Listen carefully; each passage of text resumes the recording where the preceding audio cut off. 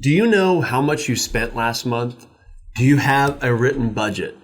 Watch this video as we discuss that and find out how you might not be alone if you answer no to either one of those. Enjoy.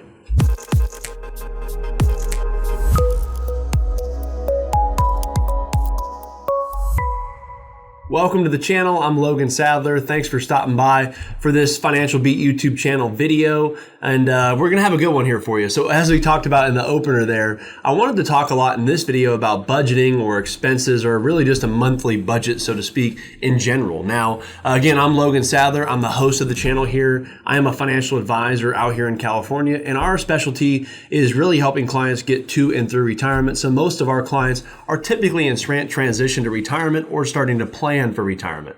In this video, we're actually going to talk about a lot that could be useful, whether you're 20 years old or whether you're 90 years old. I think you'll find some value in this one.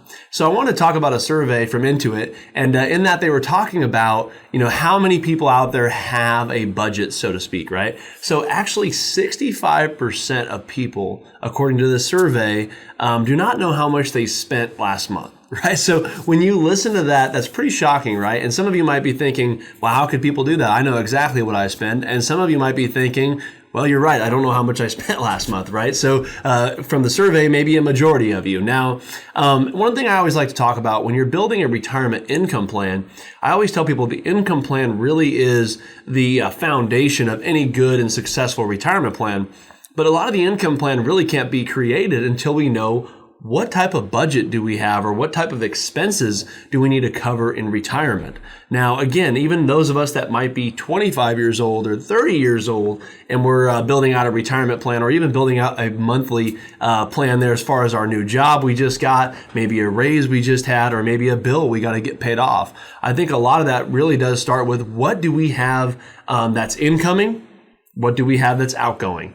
And it's a very easy answer once you find that out about what you have left over, or maybe some areas that you might need to cut. But I always find it important, again, for those of you out there watching this that are younger, when you guys start having an income coming in that's consistent or even not consistent, being able to average it out at least, and understanding how much money do I have coming in, what types of bills do I have that are going out consistently, right? Those are the biggest foundations to a budgeting plan. And a lot of that can be very important to consolidation and looking at what types of income you have coming in and what you can afford.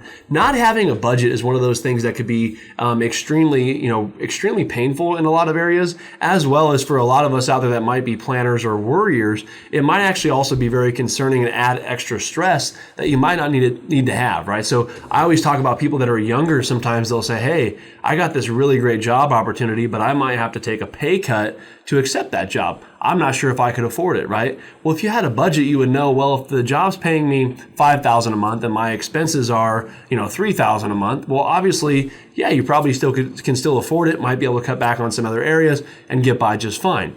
The same goes for those of you that are transitioning to retirement. One of the biggest things I see is a lot of clients going, well, Logan, if I retired and turned on my pension, maybe I have an annuity, maybe I have investments in the market, I could generate around $100,000 a year, right? Well, if your expenses and income goals are actually $130,000 a year, then we know, well, okay, our expenses aren't even going to be covered by our income, right? So no matter what area you're at, I think you can find the importance to structuring a budget and understanding what you spend. One of my recommendations always for people when I'm talking on the radio show or talking to clients that are coming into our offices or on a Zoom is always, if you're out there, if you're married or single, have a glass of wine or a cup of coffee or whatever it is you drink. Print out your last 3 to 6 months if you can of bank statements, or if you're doing it online, that's fine too.